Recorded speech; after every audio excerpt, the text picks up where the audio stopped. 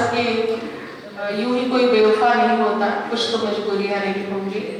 तो लेखकों की भी कुछ अपनी मजबूरियां क्या कह लीजिए, उनकी अपनी स्वार्थ है, लिप्सा है, जो भी है, लेकिन वो इस पर बात नहीं कर रहे हैं। मुझे इस बात का बहुत अफसोस है।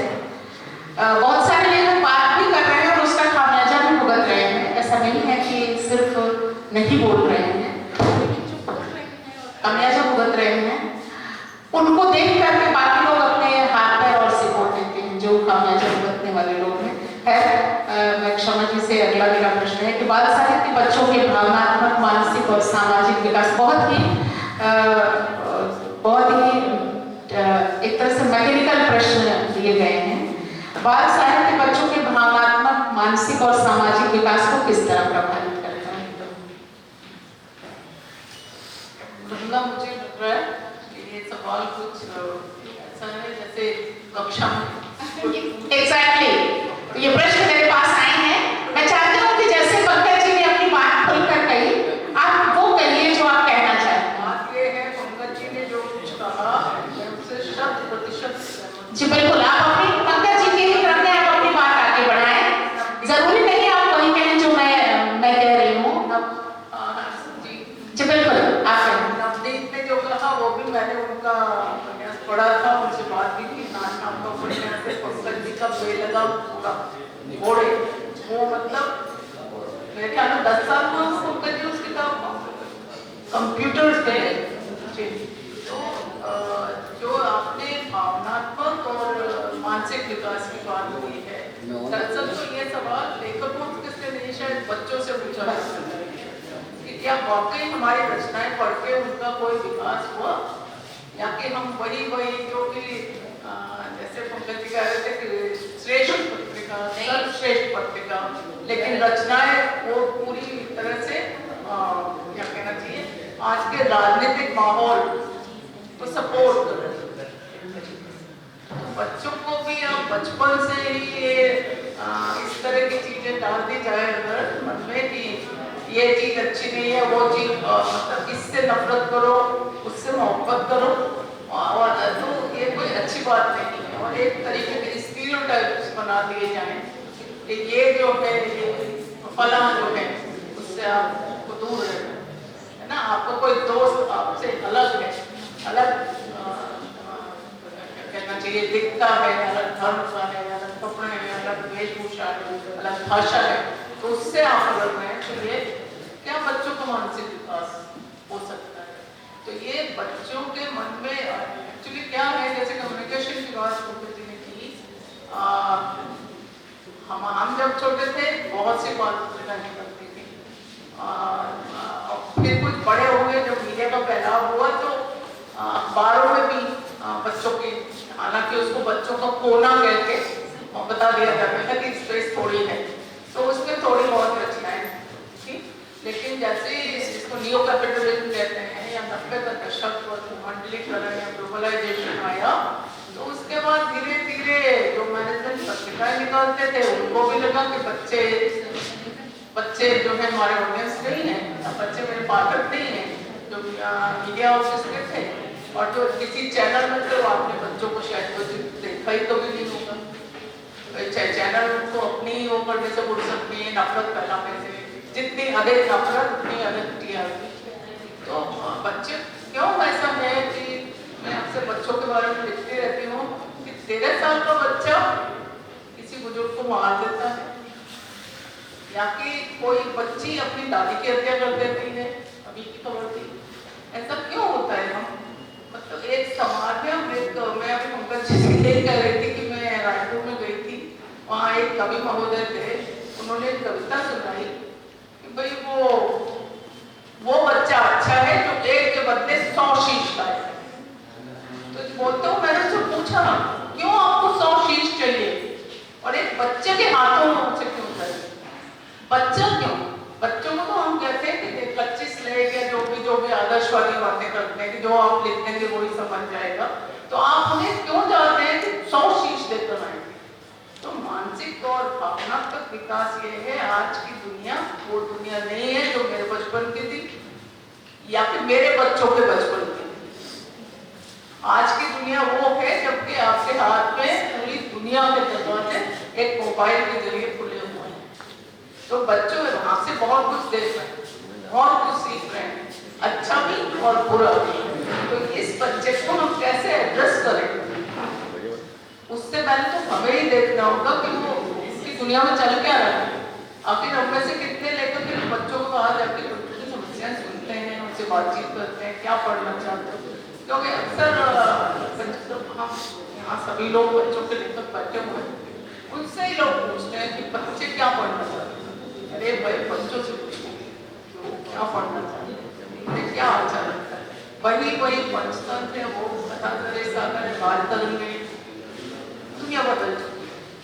और जैसा किसी ने भोपाल में बोला था कि पंचतंत्र बच्चों की किताब भी बच्चों के लिए लिखी भी नहीं थी। तो बच्चों के लिए लिखना एक कठिन काम है, लेकिन हमारे यहाँ समझ लिया गया है कि बच्चों के लिए लिखना एक बहुत आसान सा काम है। और एक बहुत पहले ये बात कही जाती थी कि जो बड़ों के लिए सफल नहीं होते वो बच्चों के लिए। तो इससे समाज के उसका पता चलता है। आप वैसे तो बहुत आदर्श में बता रहे हैं कि भाई बच्चे जो है ना वो हमारे दुनिया के नागरिक हैं, हमारे देश का भविष्य है, लेकिन उनकी चिंता किसको है? सोचने वाली बात ये किसको है? किसी उद्योगपति को है चिंता बच्चों के लिए कुछ कर रहे हैं, CSR में कुछ कर रहे होंगे, तो CSR तो आप करते हैं कि CSR अपनी कंपनी को फायदे, ठीक है, वो किसी न किसी बहाने CSR या फिर किसी नेता को, किसी नेता के मैनिफेस्टो में आपने देखा हो, किसी दल के मैनिफेस्टो में कभी बच्चों का जिक्र होता या किसी अभिनेता अभिनेत्री को है, किसी को है, मुझे नहीं लगता। तो अगर बच्चों के मानसिक और शारीरिक और हर तरह के विकास की बात हो, तो हमारे जो नीति नियंत्रण है, जो अपने प्रॉफिट के लिए तमाम तरीके के नियम तो बनाते हैं, लेकिन जिस आगे अगर उन्हें अपना उत्पाद भी बेचना है तो आज का बच्चा ही कल उनको उपभोक्ता है, तो उसकी भी अच्छाई के बारे में सोचिए। वो ऐसे माहौल में ना हो कि जहाँ प्रेम करना हम लोग समझते बहुत आसान सी बात है, पर प्रेम करना शायद सबसे कठिन बात है। एक दूसरे से मिलजुल के रहना बहुत ही कठिन बात है। तो अगर सचमुच हर तरह का बच्चे का आगे की पीढ़ी का विकास चाहिए, हमें ये सोचना पड़ेगा कि बच्चे नफरत से शुरू करें, प्रेम से शुरू। बच्चे प्रेम से शुरू करें, नफरत से न शुरू करें। उपासना जी अब आप तक बात आई है, मैंने प्रश्न वहां रख दिए और मुझे लगता है कि इतने सुंदर, इतने प्रबुद्ध लोगों के बीच में इस तरह से गढ़े हुए प्रश्न नहीं होने चाहिए। आप अभी तक आप जो बातचीत चल रही है, इस बात को आप आगे कैसे बढ़ाना चाहते हैं? क्या इसके आगे आप क्या कहना चाहते हैं? आप थैंक यू दिलकर। और सभी लोग बहुत समृद्ध होते हैं जब आप अच्छी बातचीत सुनते हैं और किसी विषय पे अलग अलग तरह की बातें और बहुत गहरी बातें सुनते हैं, तो आपके अनुभव में और आपके सोचने समझने में एक आयाम और जुड़ जाता है। तो आप सबका बहुत शुक्रिया। और सबसे पहले जो जिन्होंने गार्डन लिटरेचर फेस्टिवल में एक बच्चों के लिए सत्र, बच्चों पे बातचीत का एक सत्र बनाया, उनका बहुत शुक्रिया, क्योंकि मुख्य धारा के साहित्य में अगर बच्चों की बात हो रही है तो ये बहुत सुंदर शुरुआत थैंक यू। और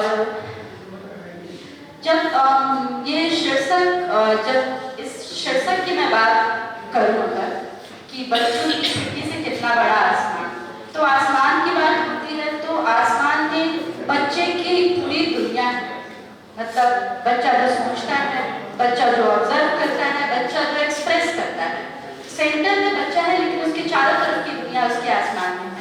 लेकिन हम बड़े हैं और हम अपनी बात उन तक पहुंचाते हैं एक बड़े होने के नाते। हमारा एक्सपोजर इतना ज्यादा हो चुका है, हमारा अनुभव जीवन को लेकर इतना ज्यादा हो चुका है कि हम चाहकर भी बच्चा क्या सोचता है वहां तक नहीं पहुंच पाते। और ये मैं ईमानदारी से कहूँ तो मैं इसकी कोशिश करती हूँ कि मैं वहां तक पहुंचूं, लेकिन मैं नहीं पहुंच पाती। इसका एक्सीडेंट उदाहरण मुझे हाल में मिला।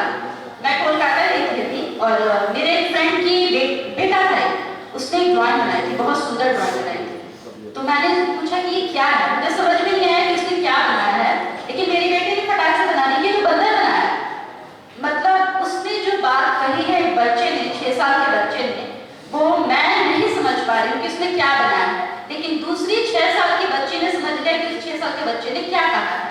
और मुझे वहीं पे लगा कि हम कितनी भी बातें कर लें, उनकी बात हम कितना कह पाएंगे और कितनी सफाई से कह पाएंगे, क्योंकि उनकी दुनिया एब्स्ट्रैक्ट ही नहीं है, बहुत बड़ी है। अभी जब बात हो रही है सेंसरशिप की, पंकज जी की अभी मार्फत मुझे पता चला कि नेहरू पुस्तकालय का नाम बदल दिया गया है, और ये कैसे बात है कि इस पे है। तो मैं मुद्दे तक आती हूँ। तो जी और बहुत सुंदर किताबें आई हैं नेहरू पुस्तकालय माला जो सीरीज थी, और जो एक था उसमें बहुत सुंदर पुस्तकें आई हैं, और पता नहीं क्या है। तो जब सेंसरशिप की बात होती है तो मुझे ईरान नाम का एक देश याद आता है, और हाल ही में मैंने वहाँ की लेखिका की बहुत सारी किताबें पढ़ी हैं, फरीदे खलवती की। ईरान में है कि सिनेमा और किताब और साहित्य सारी चीजों पे सेंसरशिप है, यानी आप खुलेआम जिन चीजों से आप असहमत हैं नागरिक होने के नाते उन पे बात नहीं कर सकते हैं। तो खलवती को अपनी बात कहनी तो थी, लेकिन वो खुलेआम नहीं कह सकती, तो उन्होंने बच्चों की जुबान चुनी। और मुझे लगता है कि आप एक एडल्ट की तरह जो जो कमियां महसूस करते हैं कि आप एक वयस्क हैं और आपकी दुनिया में वो गड़बड़ चीजें नहीं होनी चाहिए, तो आपका सबसे पहला काम उन चीजों को बच्चों के साथ एड्रेस करना है, क्योंकि जब वे बड़े होंगे और एक वयस्क के नाते जब इस दुनिया में जी रहे होंगे, तो कम से कम कुछ चीजें जो हम उनसे बता पाए होंगे वो उनकी दुनिया में शायद कम हो या ना हो। तो उन्होंने कहानी लिखी है एक घर का सपना, और अलीमा फाखरी नाम के एक चित्रकार उन्होंने चित्र बनाया है। उसकी कहानी यूँ है कि घर है और वो घर बहुत उदास है, क्योंकि उसमें लगातार किराएदार आते हैं, बदल जाते हैं, और फिर 6 महीने बाद नए किराएदार आते हैं। और घर सोचता है कि मेरा घर भी जो है, मेरी जो दुनिया, मेरी जो टेरिटरी है वो स्थिर होनी चाहिए, वहाँ एक ऐसा आदमी हो जो इस घर में लंबे वक्त तक रहे और इस घर से प्यार करे, इस घर को सजाए। तो ऊपरी तौर पर जब इस कहानी को पढ़ेंगे तो आप कहिए कि सिर्फ एक घर की कहानी चल रही है, लेकिन अगर आप ईरान की पृष्ठभूमि के साथ इस कहानी को पढ़ेंगे तो आपको समझ में आएगा कि बिना दीवार, दर और खिड़कियों के एक घर हमारा देश भी है, और इस देश की चाहत है कि मेरे घर में एक स्थायित्व हो, एक खूबसूरती हो, और हम सब अच्छे से रह पाए। तो उस घर की